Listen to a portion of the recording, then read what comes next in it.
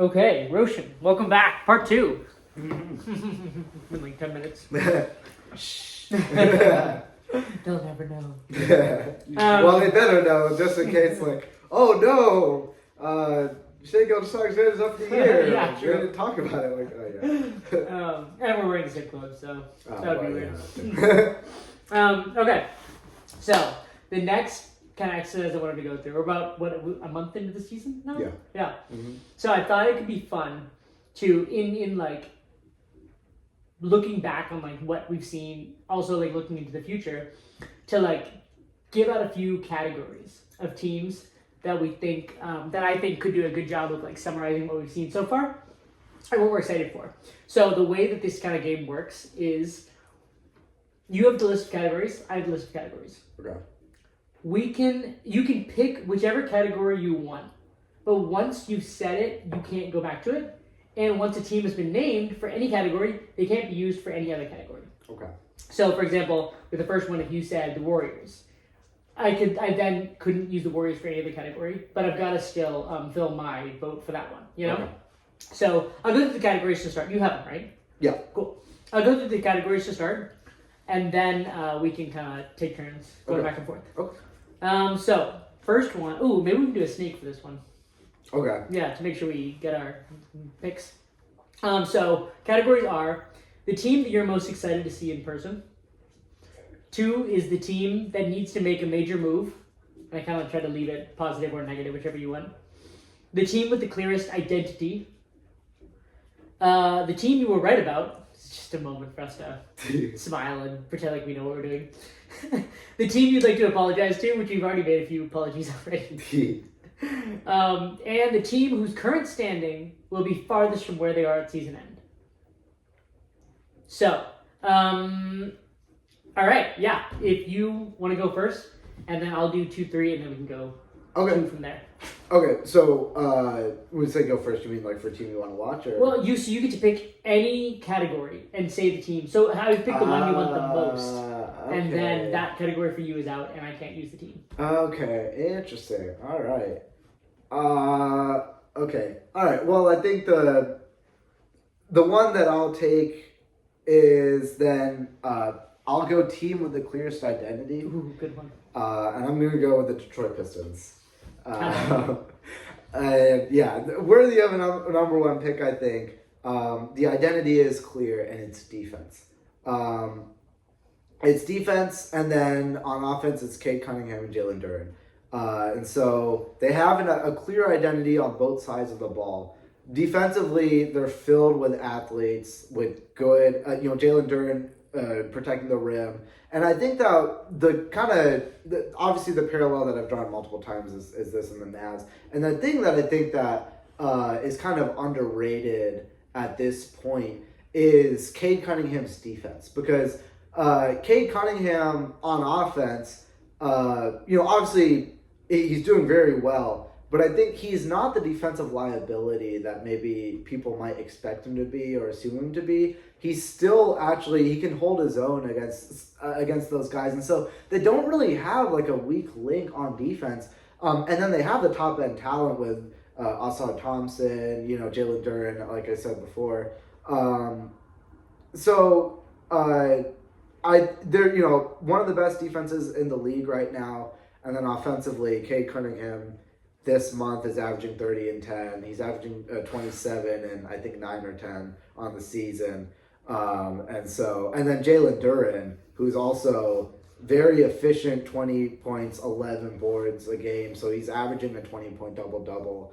And so I think Jalen Duren is probably one of the most underrated players in the league right now. The things that he's doing on both sides of the floor. So that's my team with the clearest identity, especially because I think that, they're kind of one of the only teams maybe there's a couple others that I could pick out, but in the East especially, I think with the Pistons, weird that we're saying this about this team, especially this early, but you kind of know what you're getting on a nightly basis. Mm-hmm. They're going to beat you up. Yeah, and I think, that speaks clear identity to me. Yeah, I love it. That Jalen Duren, when I was watching him the other night. If he like showed up at a heavyweight fight and just walked out, I wouldn't be surprised at all. That dude is built like a boxer. He's ginormous, and it doesn't even feel like he's like trying. Like he's like put on a ton of weight. Like it's almost like Giannis. Like he's filled out his frame. Yeah. And obviously he's much younger, but the things that he's doing on defense, but even on offense, which is probably where the ceiling of this team comes in. It's pretty special. You and I know we're both Cade guys. Yeah. But this roster is mean. It's tenacious. It's angry, and they just do not allow you to score. Yeah. You walk into Pistons smiling, into Detroit smiling, and you walk out like holding your bruises. You know. So that is a team with a very clear identity. Yep. Okay.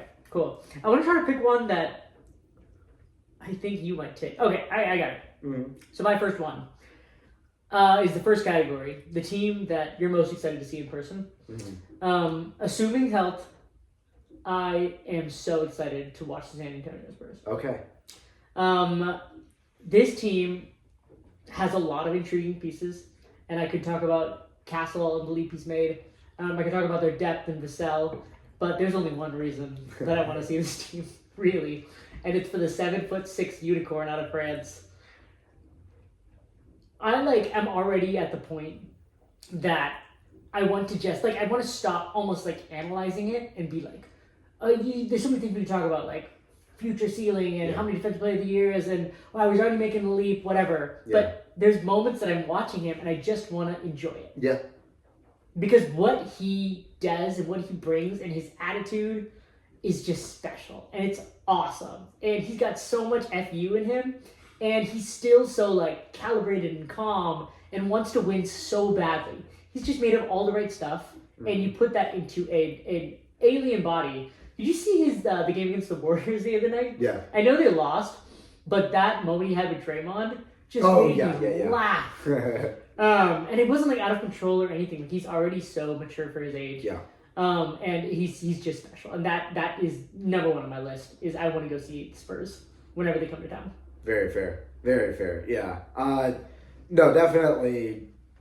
I think that might be from a watchability standpoint, one of the biggest, if not the biggest draw in basketball is just, you go, think about it really, you go to an arena filled with insane specimens and what are you looking for when you do that? You're looking for guys that pop out in real life.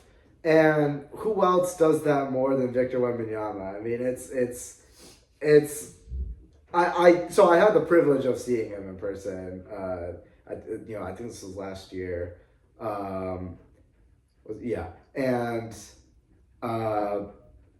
I can't really explain it. Everything that you see in real life, you think that it makes more sense we see it in person, and it doesn't really. How he can just he stands up and he's already kind of hitting the backboard almost. It's insanity. So yeah, from now till the end of his career, whenever you get a chance to see the Spurs come to town, you have to at some point you have to go see it. Yeah. One of the best definitions of a superstar I ever heard was a superstar is a guy who puts butts in seats at away games, and by that definition, I think Wembanyama is a superstar. Now, of course, I don't want to get too deep into it because superstar is thrown around, but that's a guy who everybody should go to want to see. Yep, absolutely. So yeah, all right, I'll go, and then you take two.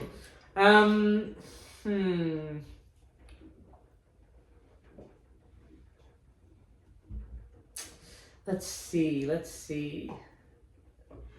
I wanted to talk about the Pistons for this one, but I'm going to go ahead and talk about the Magic for the team that you were right about. Okay.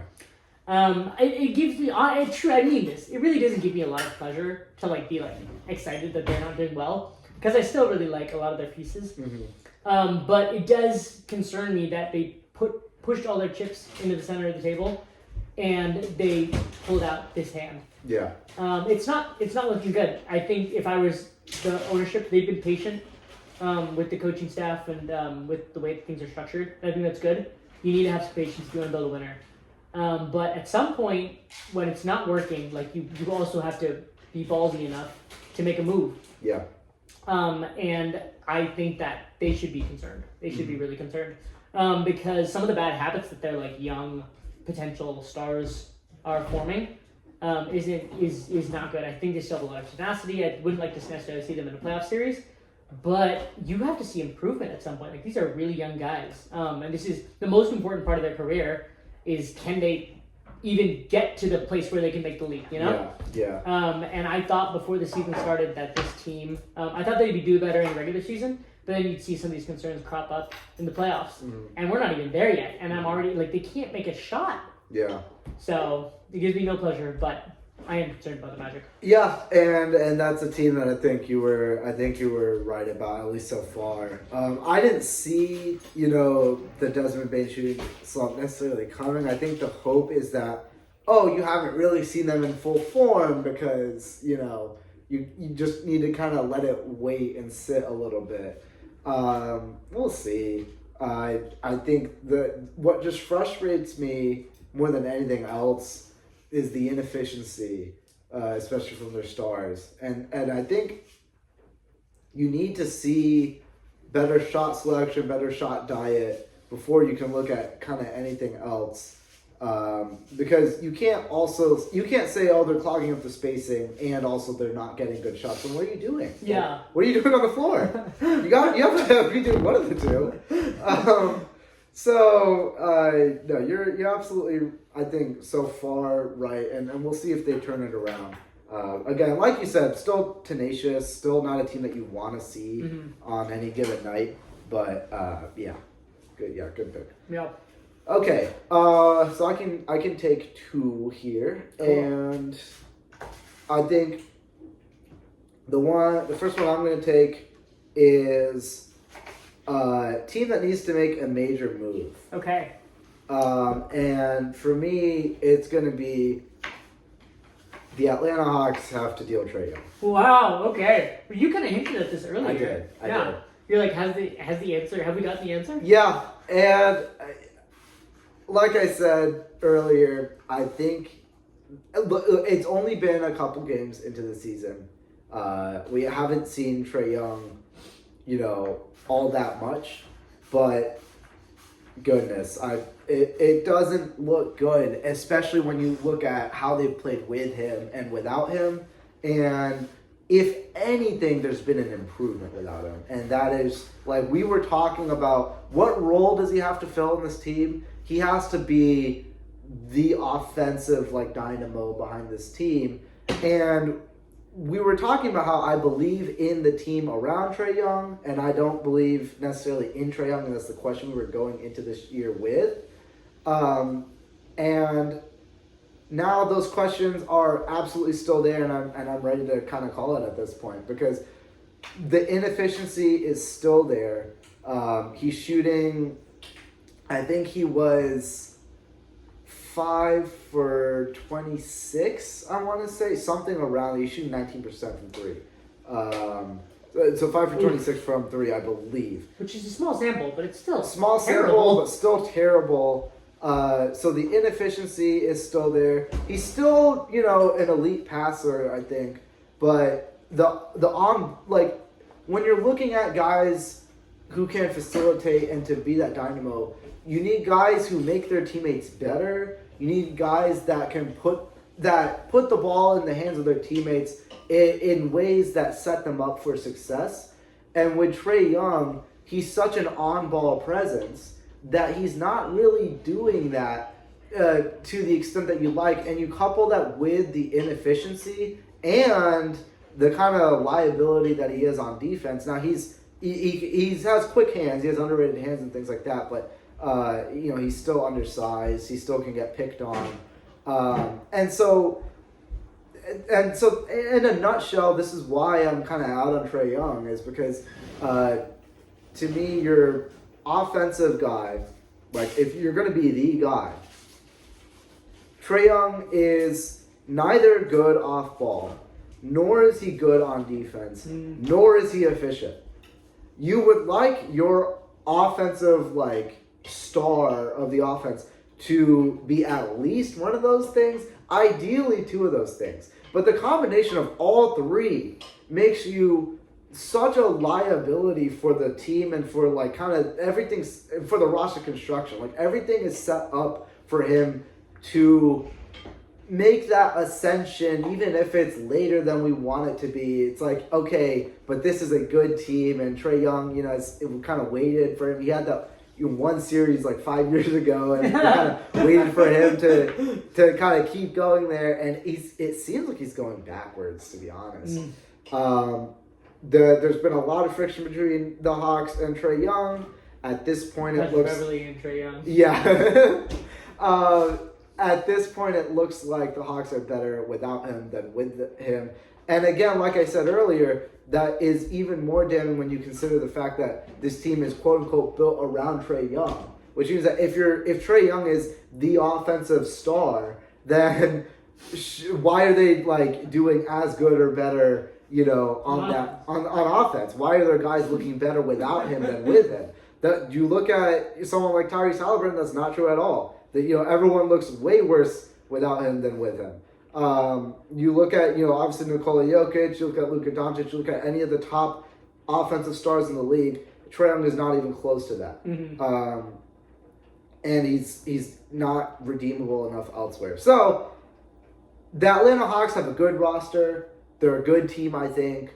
I think with the right guy. I'm not saying that they can get that guy in a Trae Young deal, but they need to start looking elsewhere. And you have to wonder if Trae Young is actually just kind of hurting the team and the development of each individual player the longer that he stays on that team. Yeah, and in addition to that, he's coming up for an extension. Like, you can't handicap yourself or sandwich yourself to, like, whatever the word is, tie yourself to. To that much money in this kind of era. So I really like the point that you made that he does a lot of things like fairly well, but that doesn't make you a superstar. Yeah. To be a superstar in this league, you have to like exert your identity enough on something. Yeah. Whether it's defense, which is hard to do, but you have to be an incredible shooter or an off-ball mover or a ball handler, and he just doesn't do any of those things well enough to merit that kind of money and that kind of role on any team. Yeah. So, yeah, I like that. Yeah, and I think that, like, it looks like I'm not even talking about superstar, really. It just looks like, people were talking about, who's the best point guard in the East? Is it, Healthy Halliburton? Is it Cade Cunningham? And Trae Young was in those talks. Yeah. And now, like, I think I might rather take Tyler Hero than Trae Young. Like, we're talking about, I'm not even talking about, like, superstar. I'm just talking about, like, guy that is the engine of your offense, because do you remember in the beginning of the year we talked about like the unicorn and how it's a role and not a you kind of wonder if you can kind of feel the same way about like this kind of supercharged point guard where you're a really, really good point guard, you're a good ball handler, you're a good passer, you set guys up to score, and you have some scoring chops yourself, but like is that just kind of your role, and you're not a star just because you can do those things? Is kind of the question I would ask to Trae Young and to Tyler Hero, I suppose. But not to he's got some weird strays here. But like I'm just saying, like that's kind of the archetype of player that I'm thinking about here. Yeah. No, that's a great one. So. Oh yeah, and I still have to make my second one. Okay. So my second one is going to be. Let's go with team I'd like to apologize to. Oh, okay. And my team is going to be the OKC Thunder. We both probably need to apologize for that. Yeah, I was just trying to. When someone is so dominant, like the way they were last year, and in Shai Gilgeous-Alexander's own words, they didn't play their best basketball in the postseason. So they were very dominant in the regular season. They didn't play their best basketball in the postseason, and they were super, super young. And then they won anyways. And they went through a gauntlet to get there. They did, yeah. and then so you wonder like, okay, are they being overhyped now? Are they really gonna, like, after every single team wins, it's like, oh no, they're unstoppable, and then something happens next year? Well, that's what I thought was gonna happen. I thought something was gonna happen, and they have passed every single test and more this year. Specifically, the one that I'm thinking about is we were talking, how does this team kind of fall apart? And we were like, oh, what if Shea or J-Dub has to miss some time? Well, Jalen Williams has not, has he played at all? I'm not sure. Yeah, he hasn't played at all. And they have been the most dominant team in the league this year without their second best player. And it's not just the best player and a bunch of scrubs. Like, yeah. Or the second best player is like not that good. He's a max guy. Yeah, he's a max guy. He's elite defensively, and he's one of what I thought was one of their few ball handlers. And AJ Mitchell has just suddenly turned into one of the best backup point guards in the league. And this is what happens when you have a bunch of these young guys, is because I think we might be doing this song and dance for a while, actually. It's like, sure. Oh, where did this guy in the Thunder come from? Whoa. It's like, no, they were always there, and they drafted them when they were like 20 years old. And then like 2 years later, they turned into something like incredible. And so this is kind of when I talked about like, oh, how can the Thunder fall apart? A big part of that was none of their young guys take a leap forward in the next year. And that's what AJ Mitchell has done this year so far. So you can kind of... Right. You did talk about that. Yeah. So they've passed that test. So you can kind of scratch out the whole, oh, they lose if one of their stars misses time, and they're kind of built on having those two primary ball handlers that they play through. Well, you can scratch that off the list. So what else are we gonna come up with now on how this team's gonna lose?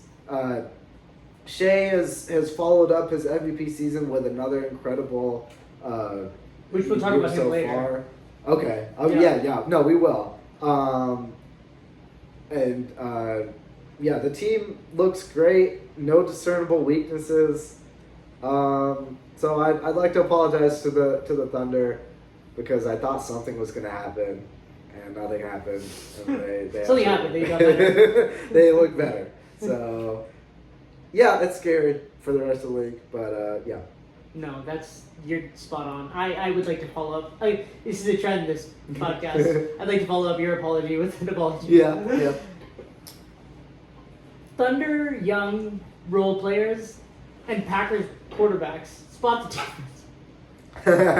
Just give him 2 or 3 years, and you got another great one. Fair, yeah. SGA has gone. He's unbelievable. I don't say it lightly. Like, Jalen Williams could not come back, and I still think they'd be favored to win the title. Which is scary. Goodness. Considering what he did last year in the finals. And yeah, their rate of improvement. I mean, their defense is. I don't want to just throw out superlatives, but I'm trying to remember like a better defense than what. I mean, even last year, but this year it feels like they're even better. Yeah. Shea's still hyper efficient. Like, that team is. Yeah, and is not. It kind of makes our podcast boring. Yeah. To talk about that, because it's like, wow, this is an amazing team. Wow, they're even better than last year. They won the finals. Like, what are we doing? I can't think What's of a weakness. What's the analysis? I'm trying to think of a weakness, and I can't. Yeah. And that sucks. You know how much that sucks? Yeah, the only thing you'd think would be, oh, they're going to lose these guys because they can't pay them. Well, they got more in the wings. Yeah, exactly. Like, cheap talent. And by the way, it's such a cheap cop-out anyways to say, oh, this team might not be good if one of their players misses time. Like, that's how teams work. That's what stars are. We expect a team to be worse when the star is missing. It's just, I thought this team would be more vulnerable without, that they're more reliant on their stars than maybe other teams are. And that's clearly not true. So, back to the drawing board with them, and we'll see what happens. Yeah, no, that's a good one for sure. My turn? Mm-hmm. Okay, I got 2. Let's see. I know you already took this one, but this is the next one I have the best, I think, team for. It's still available. I want to talk about the team with the clearest identity. Okay. And I think that's the Rockets. Okay. Yeah. Their identity is based on three things. Their two best players, KD and Şengün. If they're ever in a pinch, they'll just start running like kind of a pick and roll. Şengün back to the basket, ISO KD, and it works. It just works. You put the ball in Şengün's hands, and the Rockets are going to score. It's incredible. Yeah. KD's still hyper efficient at 37 years old, and their biggest identity piece is their offensive rebounding. They have been offensive. Yes. They've been rebounding on offense, and I think it's like 48% or something of all misses. So they take very few threes. They only take good ones, and whenever they miss anything, they just get it back. And I think it's the highest offensive rebounding rate in like 30 years or something.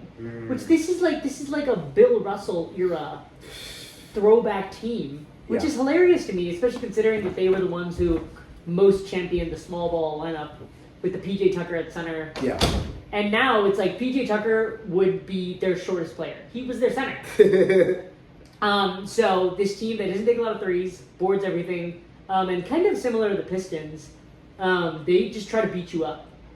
They like playing really physical. They like playing zone. They like running through shooters off the line. Yeah. And I think that they have a very clear identity, and I think that's going to matter for them, especially with they have some deficiencies, right? Still with ball handling and things that they kind of do by committee. But the playoffs is just all about, as we saw with the Pacers and the Thunder last year, is can you force who you are down the other team's throat more than they can? Yeah. I think that the Rockets can do that really well, and I think that makes them a threat. So. Yeah, a great pick. They were on my list as well. I think with the Rockets offensively, they are doing so much better than I thought they would. I mean, because we're like, oh, this team has length defensively. They're going to be like stifle you. And the question is just kind of, can they put enough offense on the floor to like justify all that? And they are a top 3 offense in the league. They're number 1 right now, actually. Really? Yeah. Okay. Offensive rating, Yeah. Number 1 in offensive rating, and I think they're number 2 in points per game. Yeah. And that's crazy. That's not crazy. something I had on my bingo card. No, because I thought they would be like maybe good, maybe, but to be that good, and a big part of it is due to Şengün and the leap that he's taken this year with the 3-pointer. He made like 20-something 3-pointers last year, and I think he's already eclipsed that, or he's close to it.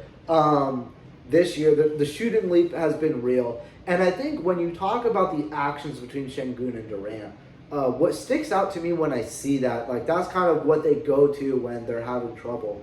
And the thing about both of those guys is that they're both deadly from any spot on the floor. Yeah, that's true now. And that is like the key to like unlocking that 2-man action is the fact that you can't let either one of them kind of get any kind of positioning in that 2-point space at all, and you can't leave them alone on the 3-point line either. So you might have Kevin Durant coming off a ball screen just to set up Alperen Şengün in the post, and you can't. And then at that point, he has good positioning, and Kevin Durant as the shooter closest by, right? And that's just using Şengün as a screener. You know, you can do the exact same thing the other way, run an inverted pick and roll, have Şengün as the ball handler, which he's capable of doing, and you set Durant up, and you have, the Slim Reaper set up at the free throw line, and you're already dead because he's already in like that automatic 55 to 60% field goal shooting zone right there. And so that is a tough action to stop. Yeah. And I think it's a big part of how they've been able to unlock that offense. So no, absolutely a great pick there. Yeah. Yeah. Cool. All right. Well, I got one more. So I got 3 categories left. Let's see.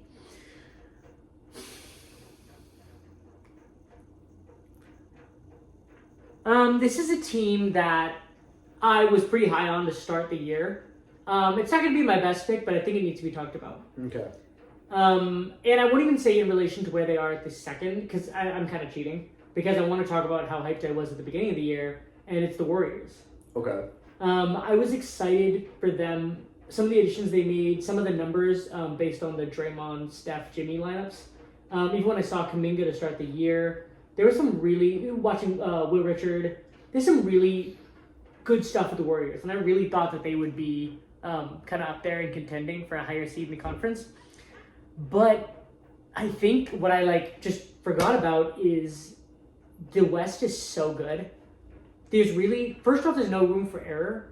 And I think looking at them now, despite having given some of their best efforts, they're 8th in the conference, so they're in line for a play-in seed. And looking at the teams in front of them, besides maybe the Suns, and that's a maybe because the Suns have looked pretty strong. Okay. I don't see them catching any of those teams, and I'm honestly concerned about them. I think they should be more worried, looking behind, than they should be looking ahead. Which is sad to say. I think this roster is still talented, and obviously, whenever you have Steph, you have a chance. But I see it more of they're in every game. They're not in it for the season haul, and it makes me sad. I mean, it's the end of a year. I don't see a lot of outs for them, unless they want to start trading picks, which I know Dunleavy's not going to do. Probably rightfully so. But I think this team's heading the wrong direction. Yeah, I didn't really have a good read on this team. Something just kind of felt off, and one of the things, I wasn't as high on this team, even though they played really good, after getting Jimmy Butler, and I think you still kind of see that synergy happening. It's just kind of the other guys, outside of that big three. I don't think Brandon Podziemski has kind of done really anything that he is not right now playing like a positive NBA player. He's just kind of a guy at this point. He's kind of a guy is a good description. Yeah, Kuminga, obviously the struggles with him have been very well documented, and so it's kind of the pieces around them. I believe in the core, so maybe they can go on a run.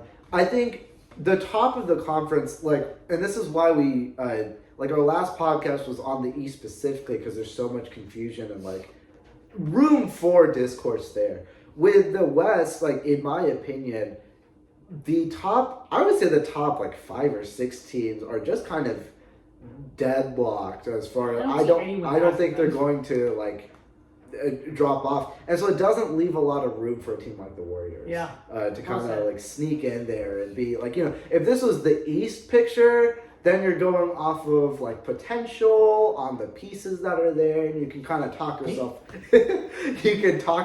into something. He's a fan of the East. But when you're talking about the West, you have to look at what product is being put on the floor. And the theory for the teams are already there, and the practice is there. Yeah. For the Warriors, it's more just kind of the theory, and the practice isn't really following through. Yeah. No, that's good. All right, you're up. Are we down to our last 2? How many do you have left? Oh, let's see. So I said I think I still have team I want to watch. Okay. Team I was right about. Okay. You might have one more. And the furthest standing. Yeah. Okay, perfect. Standing. That makes sense. Yep. So you do 2, and then I'll do 2, and then you hit your last one. Okay. Perfect. Cool. All right. Let's see. So I'll go with team that I want to watch because you took my number 1 with the Rockets. I'll go with my number 2 being the Miami Heat. Oh. And kind of a twist. Yeah, it is. But the Miami Heat, I think, have been one of the most surprising stories of the entire league. I talked about, in the previous pod, how they're leading the league in pace when they were a bottom 3 team in pace last year. And not just leading the league in pace, but this is the highest pace that we've seen in my lifetime. So it's really exciting, and I think it goes against what you would expect an Eric Spoelstra team to kind of look like, because the Miami Heat love to drag things in the mud, to slow the game down, to make it a defensive struggle. Especially as a Pacers fan, I'm very familiar with what how the Heat like to play. And every time that I go to watch them, this is oh, this is how they play.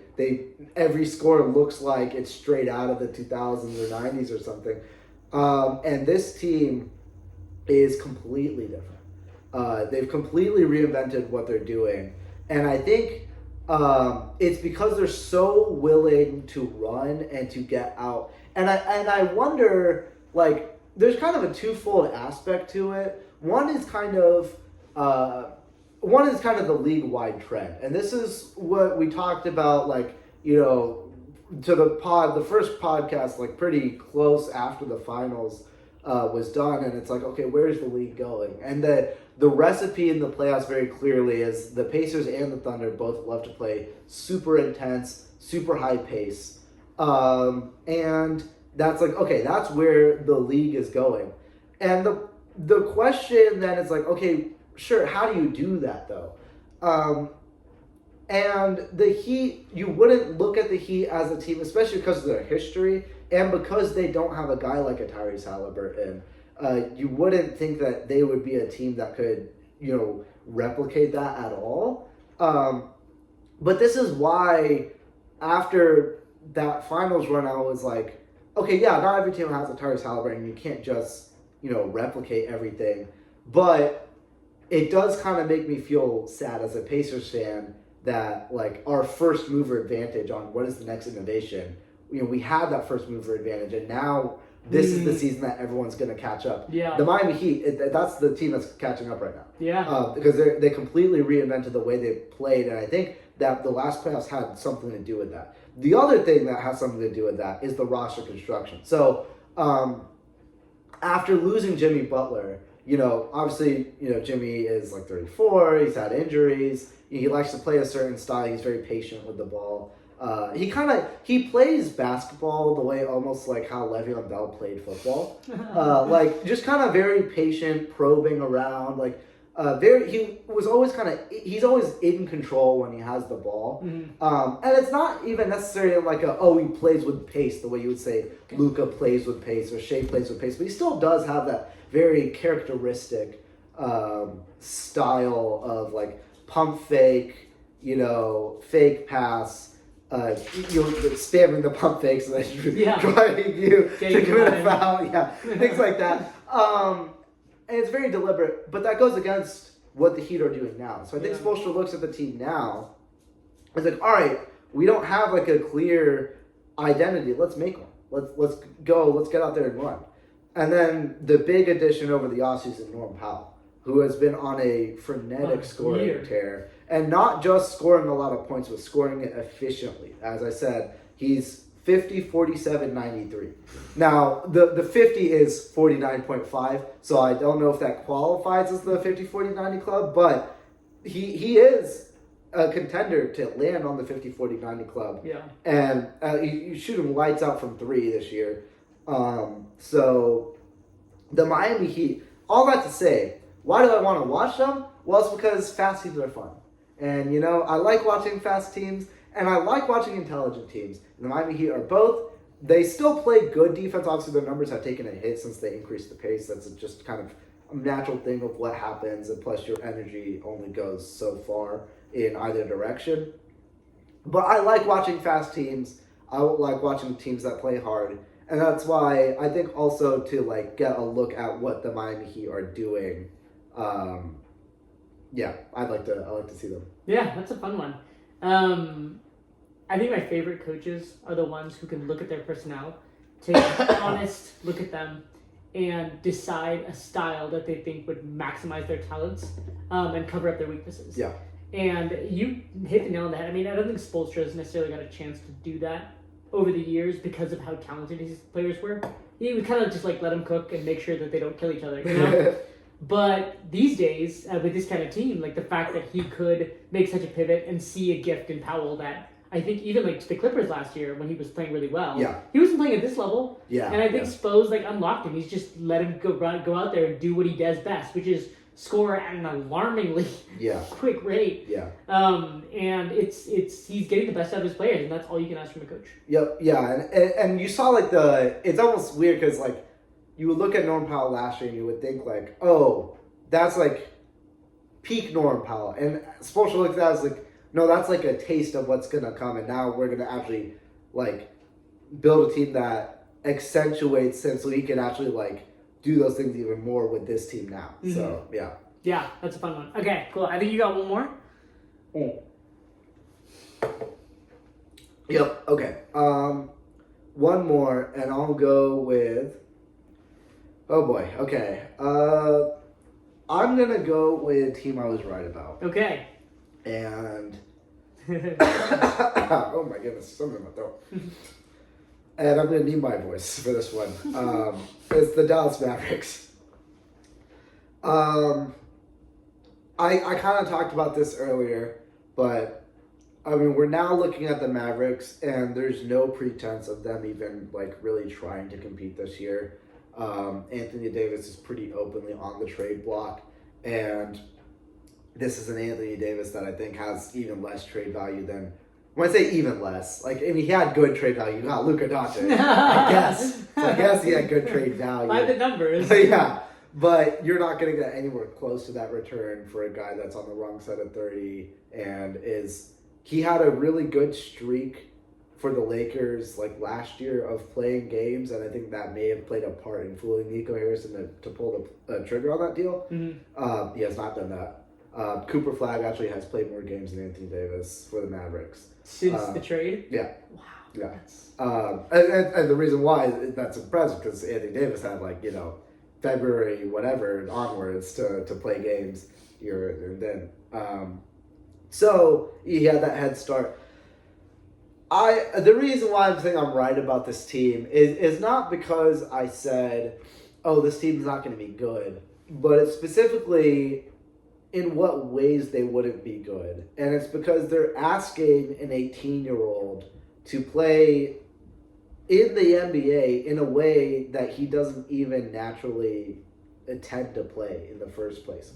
Cooper Flagg is a guy that I think is more successful on the wing in the perimeter, or if you set him up like in the high post or something. I think he has a decent post game. He has good touch. And he can put the ball on the floor as a wing guy. But to ask him to do anything on as far as like being a facilitator goes is just too much to ask someone to do. And the reason why I'm saying, oh, I'm right about it is because I said in the preseason podcast that the Mavericks were going to have to lean on him as a facilitator. And what did they do? They started him at point guard. He's been starting at point guard. So that's kind of like, okay, yeah, absolutely like dead on this is going to make or break their season. And since then, I mean, his assist to turnover ratio is not good at all. His assist numbers are not very good at all. Because again, he's like just way overmatched what they want to do. I don't think the fit between him and Anthony Davis is very good, very seamless. But then you look at the on-off numbers, and it's just kind of garbage all throughout. Or whether he's playing with Anthony Davis or without Anthony Davis, whether Anthony Davis played with him or without him. So I was right about this team because their roster construction is just so terrible that it doesn't even matter whether, in my eyes, it doesn't even matter whether Anthony Davis is playing or not. And it's almost like that would be a cop-out to say, oh, why are the Mavericks struggling because Anthony Davis isn't playing? Well, sure, but it's really because you don't have any like guys that can generate offense, and Anthony Davis is not a ball handler of any kind, in my opinion, especially not when he's kind of a little bit bigger now than he used to be with the Pelicans or earlier with the Lakers. So this is the team I was right about because certain talking heads on major sports networks picked them to be to win it all, and now they're sitting at the bottom of the conference. Yep.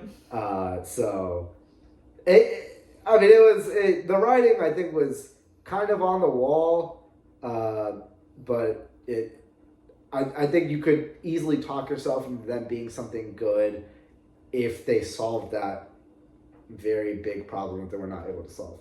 We just talked about it with the Warriors, but this conference is very delineated. Yeah. And if you give at all, it's very unforgiving. It's not going to let you, have a little space later. Yeah. So if you start the season out like this, even if Kyrie came back right now, I wouldn't like their Pelicans. Yeah. Like, that's how hard it is to creep up in the West. Yeah. Those standings are set. And that's exactly the point, I think, is because they don't... the West is unforgiving, and there isn't time that you could go, slack off. Now, I think if you thought they were going to be good, you probably didn't think they were going to be this bad even without Kyrie so far. But, there's just there's no leeway to be, a subpar team for any significant stretch of the season. And if you're going to say, oh, just get Kyrie Irving back and they'll be just fine, well, sure, but now you're saying they're going 2 or 3 months without the guy that they'll be just fine with. And then after then what, are they going to be just fine? You run out of time. You run out of time because the top three in the West are completely set. And you got the Lakers there. The Spurs made the leap. That's another team I could have talked about. You talked about them earlier, so I could have anyways. But the Spurs have made a leap to where they're going to be in the playoffs. And everyone else is fighting for the scraps. So, the Mavs are completely out of it. They're going to rebuild. They're going to trade AD for something. I don't know what the future is. They don't hold a lot of their future picks. We'll see. Yeah. Cool. All right. I've got my 2, and then you'll round us out with the last one? Yep. Perfect. All right. I won't take too much time over these because one of them I want to hit a little bit later, and the other one, it's just depressing to go too far in. So we'll start with the depressing one. We'll try to end on a happy note. The team that needs to make a major move. This is what I'll say to the Los Angeles Clippers. You don't have to go home, but you can't stay here. I get that you have no future firsts. You are paying out the wazoo for your roster. And you don't have a lot of directions to pivot. And you're not getting those future firsts back because they are worth gold now. But I really think that the Clippers need to evaluate what they can get for their trade assets right now. They have some positive players on their roster still. I think that a lot of people believe in at least as role pieces. If Harden can do one of those point guard or even backup point guard impressions, I think he's got a lot of value. Obviously, you can't really touch Kawhi right now, but DJJ, Zubats, I know a lot of teams would kill for. But I think the Clippers really have to ask themselves the question of where they're going. And what is the ceiling on this team? And if it's not even remote contention, and it's not going to change anytime soon because of honestly what's happening more off the court, or what's happened more off the court than on the court, has really left a stink around this team. And I think it's affecting their players. And I think that they need to, just evaluate before these guys get older or injuries happen if they need to make a pivot, because it's not going to be a better time than now. I don't see how this gets a lot better, especially if things happen around the Kawhi investigation, which is entirely possible. So, unfortunate, but...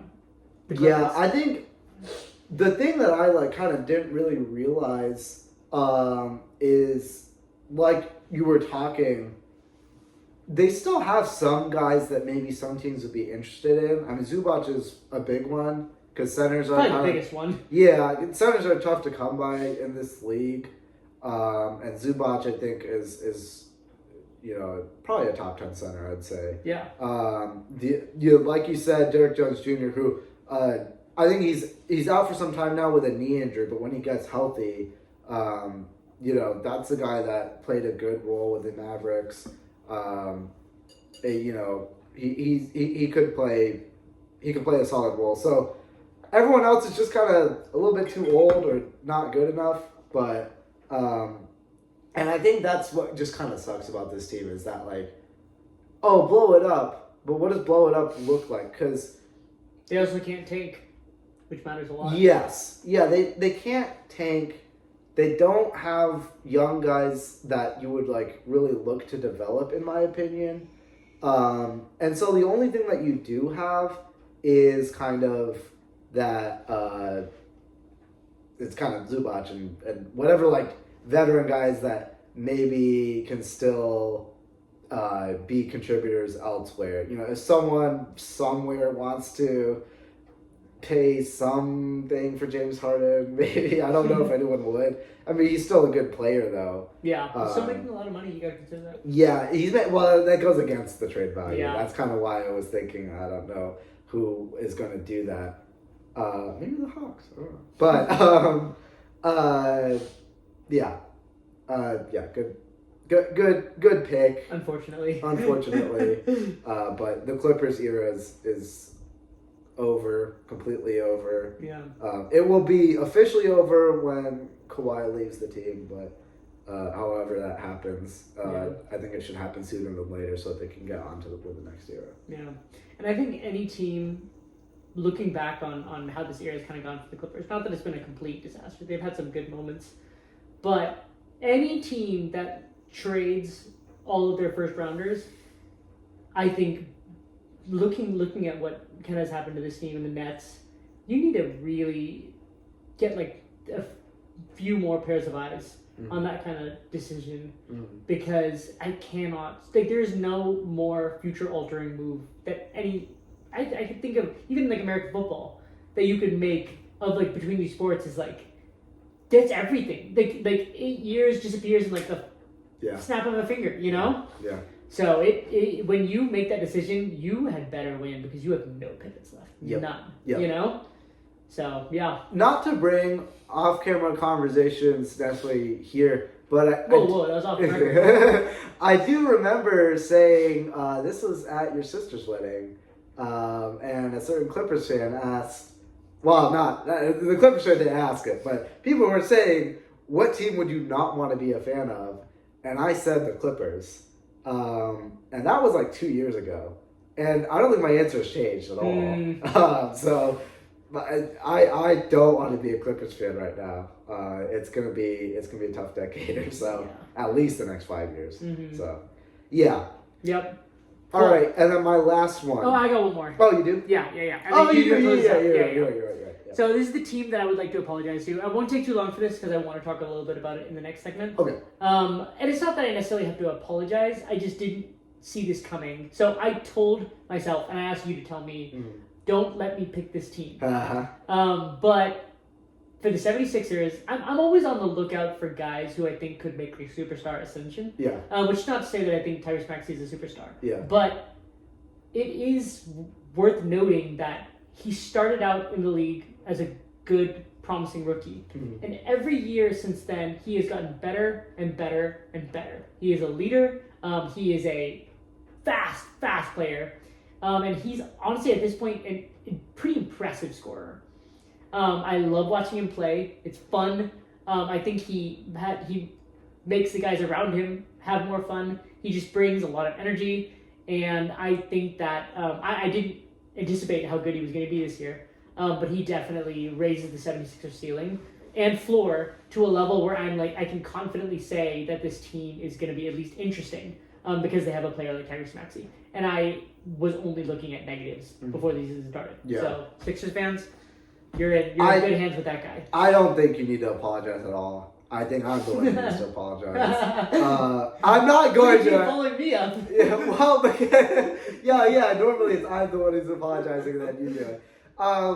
Because your whole take was that it's crazy, but I might believe in the Sixers. Look, I'm going to push back a little bit because I have some pride, okay? And I'm the one who was like, some self-respect. That's crazy. We can talk about how maybe the Thunder aren't the team to beat, but you can't talk about the Sixers being good. Come on, man. That's way too out there. It's clear, all right, it wasn't that out there, I guess, but I'm not going to fully apologize because I think that I'm still not in a place where I can talk myself into this team in the postseason yet. But I'm enjoying the ride. And Tyrese Maxey, I think, is that's something that I kind of overlooked as far as like I thought maybe last year he kind of hit, like I thought he hit his ceiling. It's a good ceiling to hit. I Yeah. didn't think he had another level to him. And this year he's shown that he has. Like he's putting up legitimate MVP numbers. And so really really good, fun to watch. He's a fun player. He's a very gifted scorer.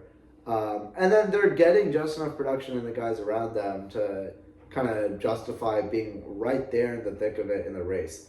Now, again, I'm not going to get too hyped because they're putting $100 million between two players who are doing very For much. years. Yeah.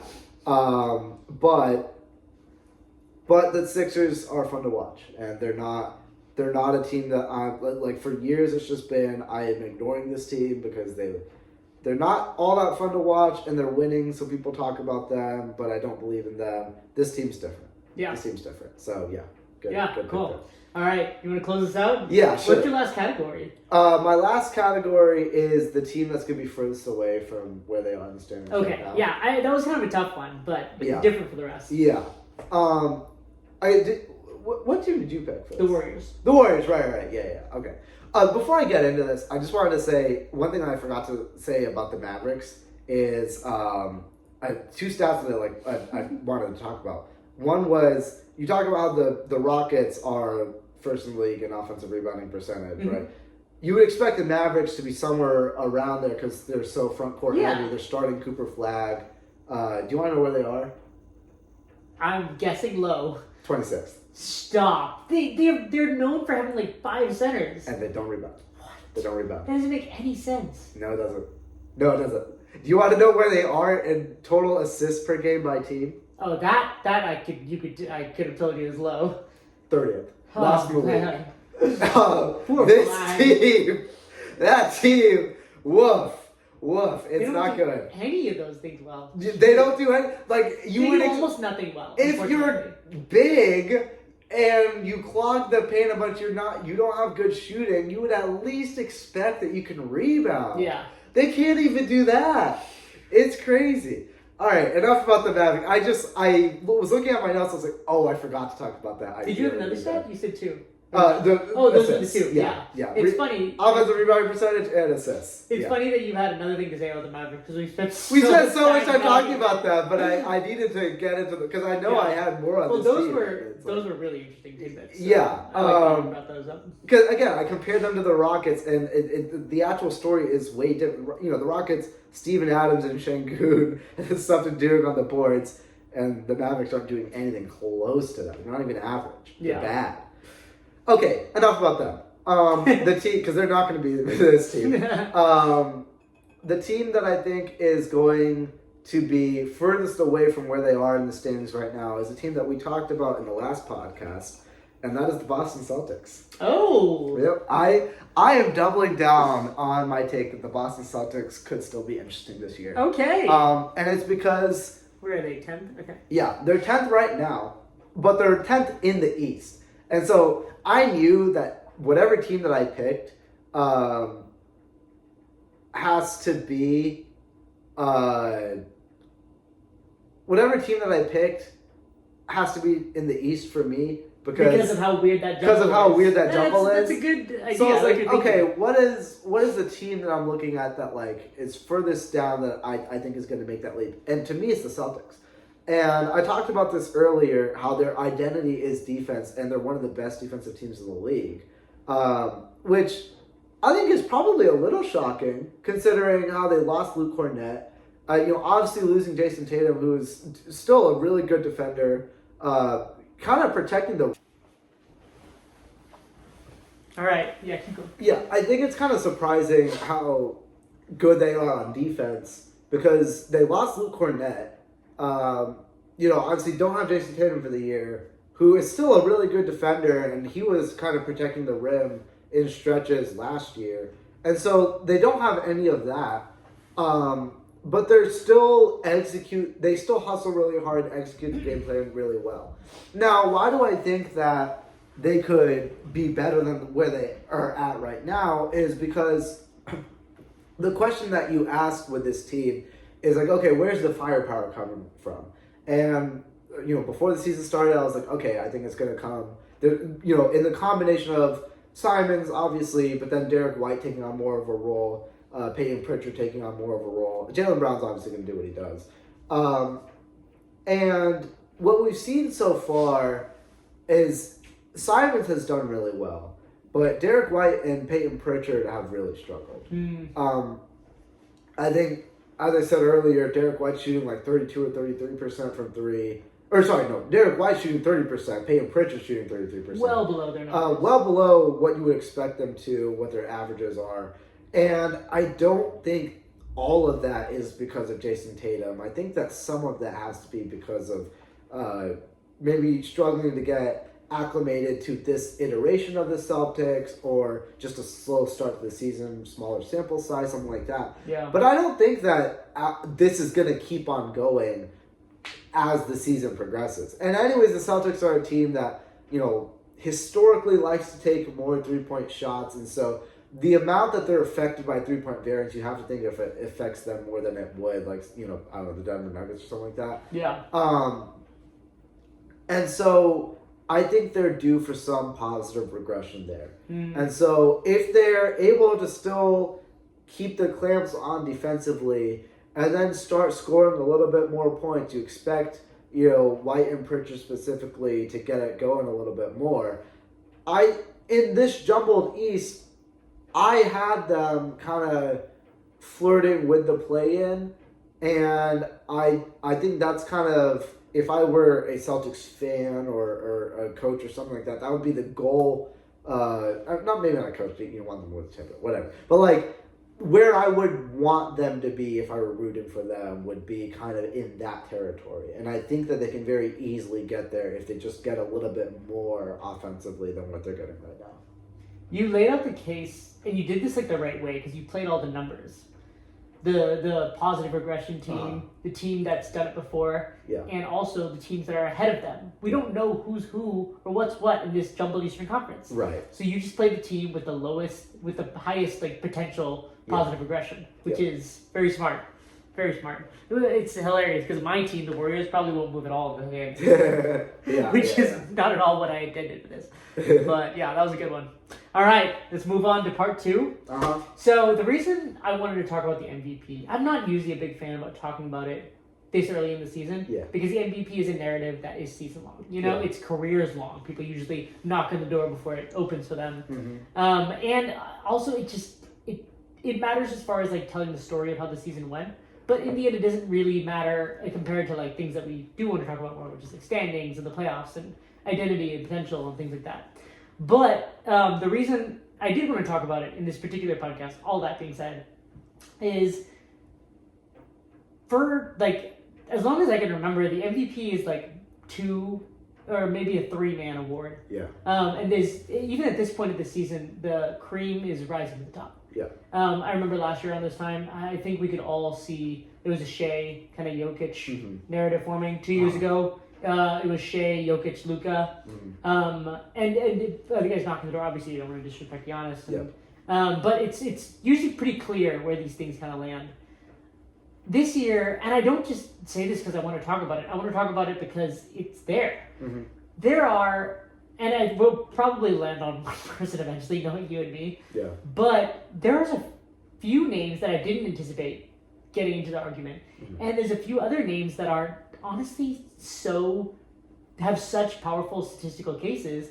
I thought it'd be worth exploring not only who is doing so well, but also just talking about the depth that is there at the top of the NBA that we haven't seen in a long time. That makes me really excited for the future of the league and potential like expansion and things like that. So I don't know how you want to do this. Maybe we can like go through names and start with like front runners and then go to like dark horses. Sure. And then maybe talk about our actual favorite pick. Okay. I mean, if we're talking about front runners, our favorite pick. Or sorry, who would be our pick among the picks, that's tough. Okay. All right. Sure. But yeah, we can. Well, we'll go there. Maybe I'll make up my mind on favorite pick as we go on this exercise. Okay, you want to start with me? You start. Okay, sure. So the first player that I'll talk about here is. You gotta do this off the cuff. Your laptop's dead. Yeah. The first player that I'll talk about here is a guy that has been dominating MVP talks for basically this whole decade. The whole decade. And that's Nikola Jokic. He's once again putting up MVP type numbers. He has he's leading the league in player efficiency rating with 37, which would be among the highest in NBA history right now. Advanced stats are just break around him. Yeah, they break around him, but I don't know. There's not much more that you can like say about him that hasn't already been said.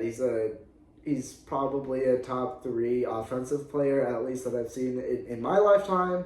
No, he's definitely a top 3 offensive player that I've seen in my lifetime. And I think the end of career discussions are going to be really interesting because you almost don't want guys to like crack into the top 10, top 5. Hallowed ground.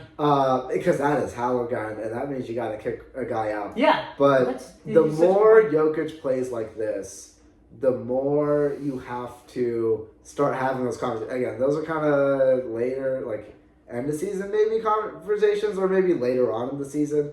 But this decade, he leads the league in total points in the 2020s, total rebounds in the 2020s, total assists in the 2020s, and total steals in the 2020s. He leads steals as well? Yep. Because Jokic actually gets like 2 steals a game these days. Because, you forget how fast his hands are. Yeah, how fast his hands are. And because he plays in drop a lot, and he's such like an intellectual defender, he's always trying to anticipate, and you'll rarely catch him like out of position, which he can't afford to be because of his like limited athleticism. But he makes up for that in his mind, and so he has quick hands, and that's something actually like even for an NBA player, he has quick hands. And so no, he leads the league, or he leads the decade in steals, in total steals, and he's the only in those 4 categories is I can't even explain. Yeah. It makes no sense. It makes no sense. And the only guy, I think, to ever lead the league in 3 of like there's like the 5 major like box score categories. There's only been one guy to lead the league in 3 of those, and I think that was Kareem in the 70s. That checks out. Yeah. No one's ever done for 4 of those. Wow. So that's a crazy just to put Jokic's domination in perspective right now, he's continued with the Nuggets. The Nuggets are, in my opinion, very easily, one of the top 3 teams in the West. Probably one of the top 3 teams in the league, unless you want to put the Pistons in there, top 4. But I don't have much more to say about that. Just, he's a good player.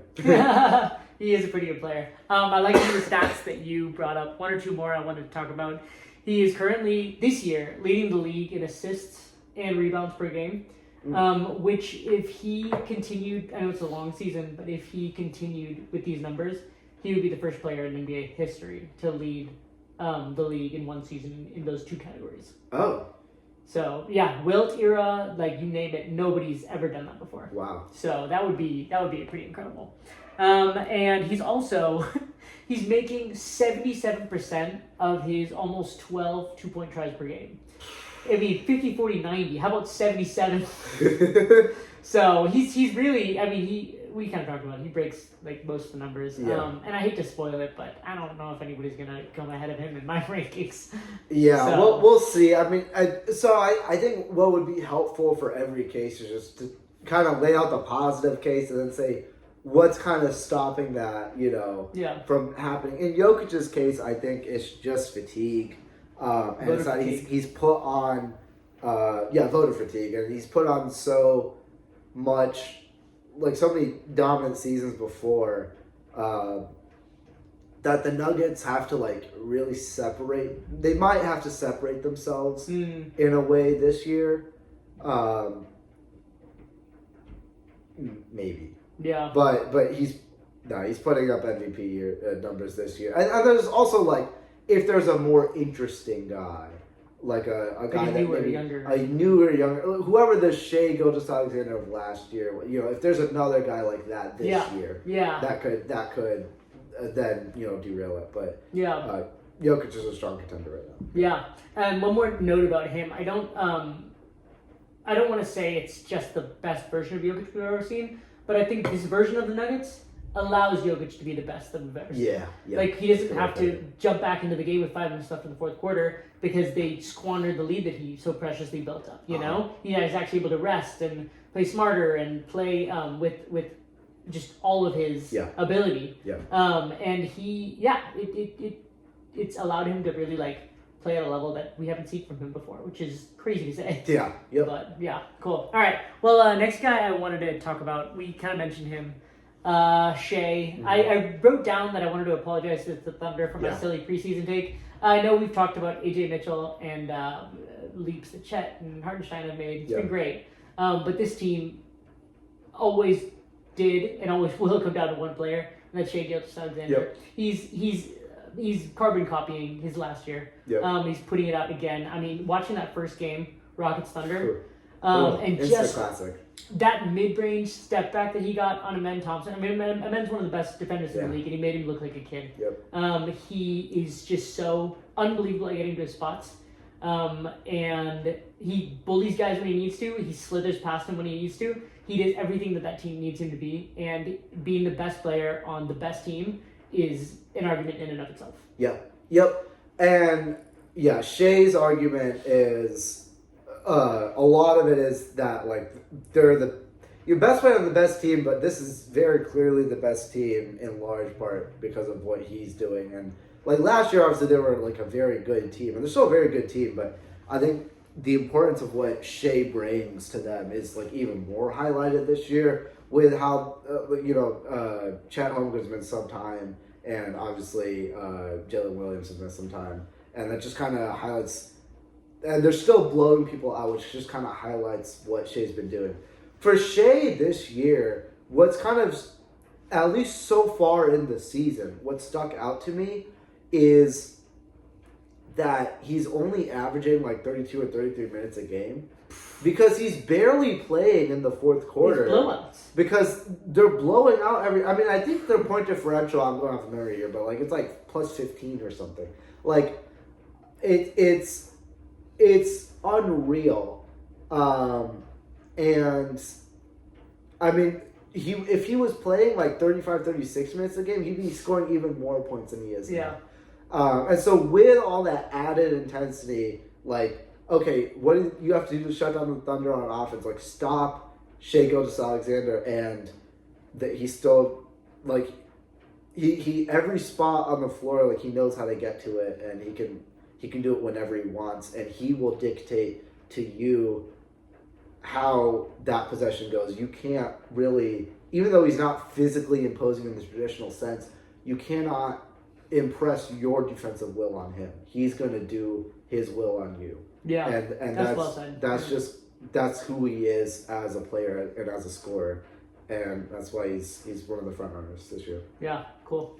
All right, your next one? Yeah, sure.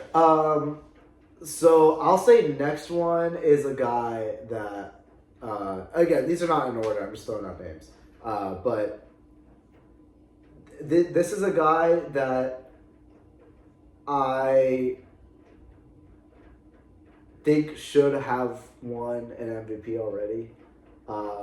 And he's putting up those numbers again. Mm-hmm. And that's Luka Doncic with the Lakers. The Don. Luka the Don. Hey, we couldn't get through a pod without talking about the Lakers. Oh, yeah. No, absolutely not. I mean, look, man, we talk about the freaking Raptors or something. I mean, like, come on. We gotta talk about the Lakers.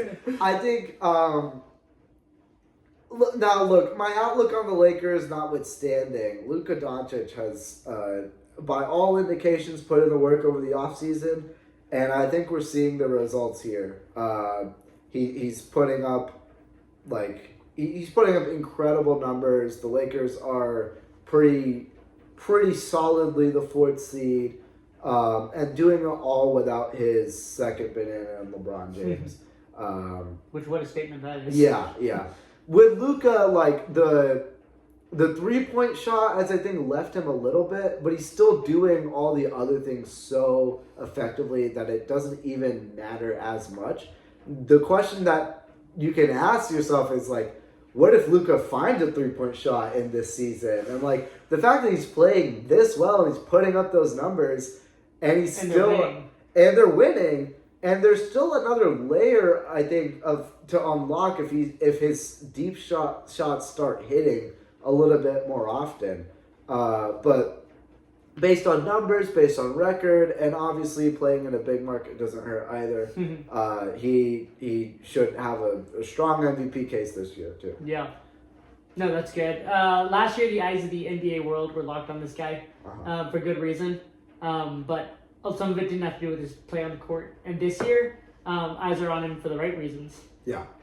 Because there was a point, I know he's played less games this year, but he was averaging 40 at one point. Yeah. He's now up to 35 across 11 games, which is still a bonkers number. He's leading the league in points per game pretty comfortably. If he needs to put up 45 on any given night, I have no doubt that he could do it without breaking a sweat. It's the best version of Luka we've ever seen. He does not have that good of a supporting cast around him. I mean, Reeves has been pretty awesome. Yeah. So I don't want to take that away from him. Yeah. We haven't seen any of LeBron yet. We've seen one game. Yeah. And Luka's already, by the time this podcast comes out, maybe a few more. Yeah. But this isn't fluky. This team isn't winning in silly ways. Yeah. They're winning because they have a potential MVP candidate at his peak. Yep. And I was watching just a few highlights the other night, and the way he moves now, you see him use all of his length. He looks still strong. He's faster. Mm-hmm. His ability to get to the rim and still make all those passes, he's doing everything just better. Yeah. Which is saying something, because this guy's been that good for so long. Yeah. And I think that's a good point that I kind of didn't give as much attention to as I should have, is the way he's getting to the rim now is that's kind of the thing that as he's maybe put on some weight in his NBA career, what have you seen him kind of drop is his 3-point attempts go up, and his effectiveness at going to the rim has kind of diminished. And this year, I think we're seeing a reversal of that trend because he's a little bit more in shape. He can get by guys, in a way that he didn't really have that burst to do it. Whether it's health or other reasons, whatever. This year, he looks healthy. He looks in shape. He looks comfortable. And you're totally right. Yeah. Yeah, fun one. All right. The last guy I wanted to talk about, we don't have to spend too much time on it, unfortunately, is Giannis. Okay. Because when he was playing, he looked like a man possessed. Yeah. But losing a few more weeks and playing with the usage rate that he is, which is stupid. I don't have the number in front of me, but my jaw dropped when I saw it. I don't know if it's sustainable for a guy who uses his body like a battering ram. There's already so much pressure on him. He's been playing bonkers out of his mind when he's available. But I don't know if this team is going to have the wins or if he's going to have enough games to get to MVP. But I just wanted to call that out. Yeah, Giannis was on before the injury, Giannis was on my list because the numbers are absolutely there. He's putting up MVP numbers. He's just doing it on a team that's the 11th seed in the East right now. Yeah. So I think you want to talk about reasons why it's not going to happen. The wins was kind of the biggest issue for me there, but the players definitely deserving of those considerations. And then now, obviously, with missing time, this is the 65 game requirement now that the league has. That's a kind of a looming large over every single candidate here is make sure you can hit the 65 game threshold, and that might pare the field down a little bit as the season goes on. But yeah. So those are my front runners. Do you have any other front runner? Yeah, sure. Front runners. I'll say one more for front runner.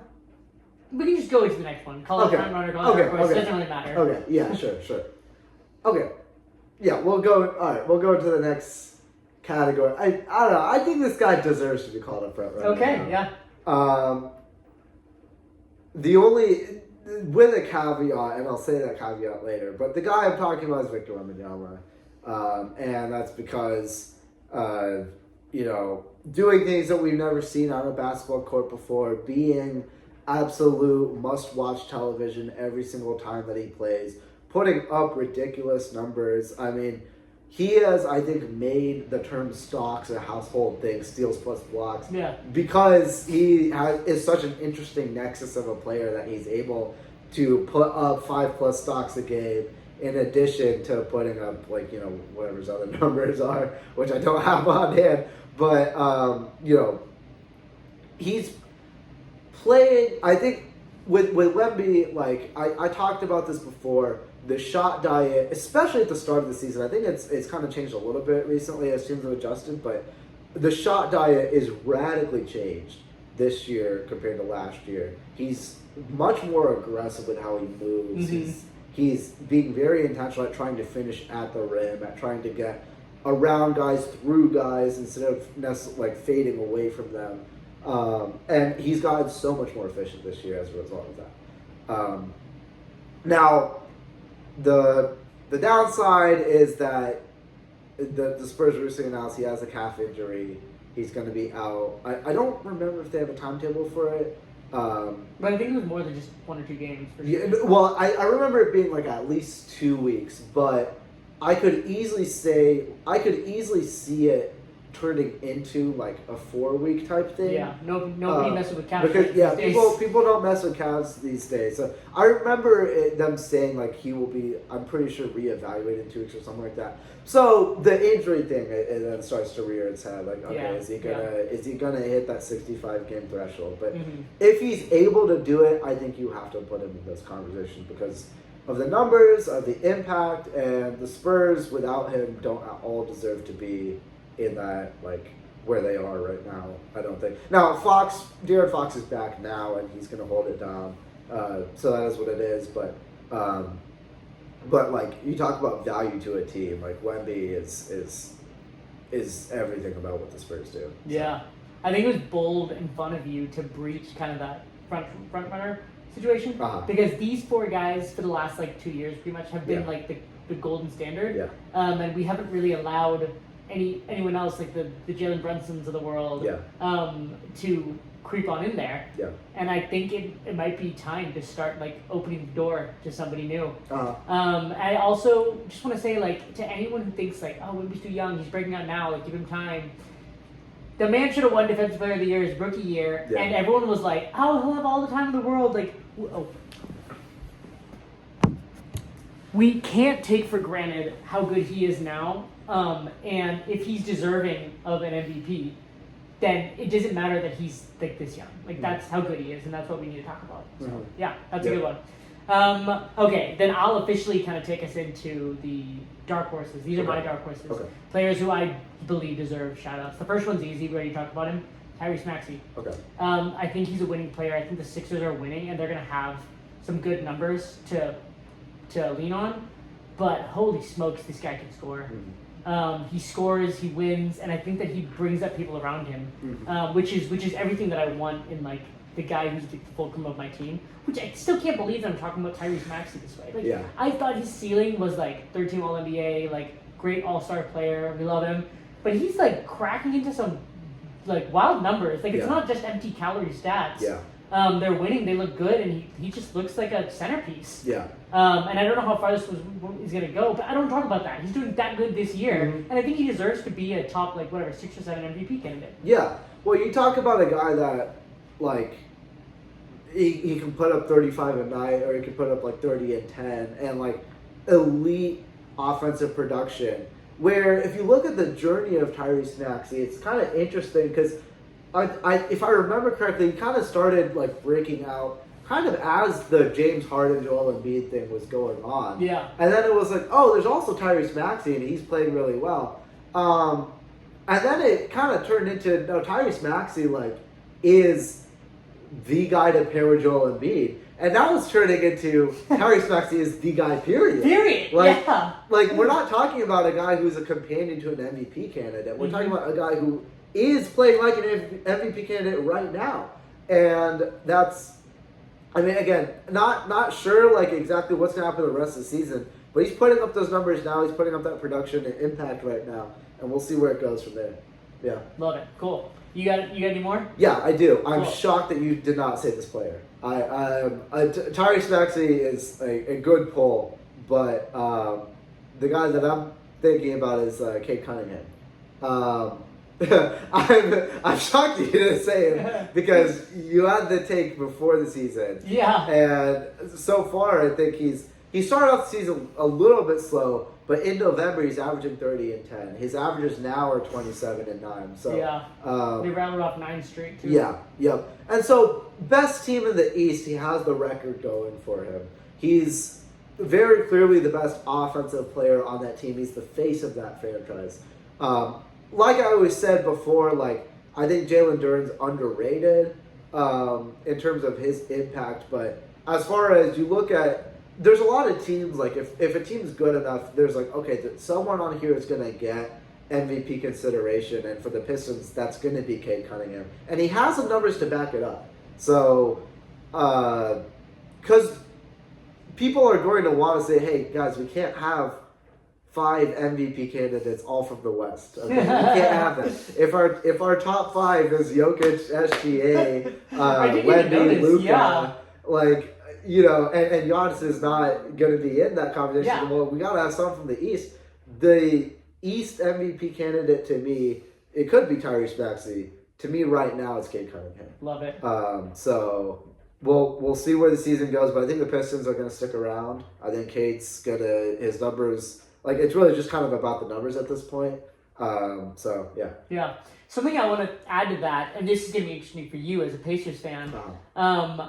This is like a long-term kind of prediction. Yeah. But I think right now, I mean, assuming Tatum comes back, the Celtics are probably one of the teams to beat. You know, there's some good potential in the East. Okay, yeah. But I think that over the next few years, that Midwest rivalry, Detroit versus Indiana, is going to define this conference. I think so. Okay. I think that they have like very, very clear identities. Yeah. With Indiana, it's pace. With Detroit, it's beat you up defense. Yeah. And I think that they both know who they are, and they are kind of what I said. Who can shove their identity down the other team's throat and force them to adapt. Yeah. And I think that we're set up for I love myself a good point guard. And these two teams are led by two players who I'm excited about carrying the future of USA basketball. Yeah. In Cade Cunningham versus Tyrese Halliburton. I think it's going to be special the next few years. I love that take. Actually, and I'm a little upset I didn't even think about that myself like that. No, really, because I think with the East this year, the way I kind of looked at it, especially as a Pacers fan, kind of looked at it as like, all right, let's see what else is out there. And the Pistons are out here saying, all right, we're here. Now we're here. This is how we play. This is how we like to do things. I would be interested to see, like, if this is something that is going to stick around. Obviously, like, I didn't even look past this year because the question I think for most people will be asking is this going to stick throughout the year? Which I think we both agree the answer is yes. The question then to ask is this going to stick around for the next couple years? And if the answer to that is yes, then we're set up for a classic, dogfight between, those interconference rivals. So yeah, which for an unbiased fan, I guess I'm just getting my popcorn ready. I'm excited to watch some amazing basketball. Yeah, as a Pacers fan, like, surveying the land, being like, all right, we're going to get Kambusu this year. Let's see, who's out there next year. And the Pistons, I think, from teams that were being shown this year, the Pistons are the ones that I'm like, all right, like that's a team to watch. That's a team that we're gonna have to go through, or they're gonna have to go through it, whichever way it is. If we're back, if we're healthy, if we're good again, like that's gonna be a great rivalry. So I love that. Yeah, I'm excited. So fingers crossed. Yeah. The last guy that I had to talk about, and this is kind of where I want to talk about just the depth of talent in the NBA nowadays, is Şengün. Oh yeah, good one. And why I think it's so relevant is after watching that first game, I was like instantly gonna pencil him in the Rockets Thunder. I was gonna pencil him in as like top 3 candidate. The stats have kind of fallen off a little bit from that level, but anybody who watches the Rockets, I think it's pretty clear that he is like the cog on which the whole machine turns. But why I think that this conversation is relevant is in previous decades in the NBA, I think guys playing at his level, we'd be like, this guy is entering the MVP conversation. But based off of our list, he's as good as he's been, as good as the Rockets are. He's what, 8th on the list, which is no knock against him. It's just saying that like for any of these young guys, and I want to include Maxey, even Cade and Şengün, Yeah. as good as they've been, I don't see how they get past the gauntlet of Jokic, SGA, and Luka. Those guys are levitating. Yeah. They're at the peak of their powers, and only one of them can win an MVP. Yeah. MVP means a lot, and I am just so excited about the state of the league. If these guys who are young and up and coming and hungry are still so far down the totem pole. Yeah. And that matters. Yeah. It does kind of like, it makes me, because I like in my head, like, it gets so crowded, you know, and it's like I want to be able to give these guys their flowers, Yeah, and, like, do all that stuff. But then when the rubber meets the road, it's like, okay, I don't actually think that they're gonna be better MVP candidates than the big four. Yeah. So yeah, good point. But I think Şengün is worthy of like talking about, and he has the winning team aspect to him, kind of what I talked about with Cade. Like he's gonna keep popping up because people are gonna look at who are the top teams in the league, and the Rockets are a top 4 team in the league right now. And I think that people like there's a lot of attention obviously is going to be on Kevin Durant, but if you watch that team, the player that makes that thing go is Şengün. And so to be in now, Kevin Durant obviously he's played phenomenally. That that's not at all like they really needed his contribution for sure. this year. Yeah. Like I think he is a big part of what's been unlocking them. But all that to say though, the player that I look at for MVP consideration would be Şengün, because I think also like the positional versatility that he provides on offense, while being such a good rebounder as well, like doing all the other things too. You love to have a guy like that because the Rockets, we talked about the roster construction and how they're just kind of a weird fit. And Şengün being able to, like, he's added a little bit more of like a perimeter game. Like he's comfortable operating on the perimeter. He's their best ball handler. Yeah. It's looking Jokic-like. Yeah. Where it's like, who's their best shooter? KD, but I mean, Şengün's there. Who's their best ball handler? Maybe Reed, but Şengün, you know? Yeah. He just covers everything. Yeah. And so I love a guy, like, I think for me personally, like, I'm wondering if I maybe don't appreciate players who have one role and play it super well, like a Shai Gilgeous-Alexander. But I just love guys that can, like, just kind of do anything that you ask them to do. And Şengün is falling into that role. And I thought he was kind of typecast a little bit too early into that kind of Jokic role just because he moves funny. Okay, but you can't call any guy who moves funny Yeah, Jokic. But he is playing like that now. Yeah. I mean the passing is good, but it's just kind of the feel for the game. Just the touch, you zoom out and just their impact on the game.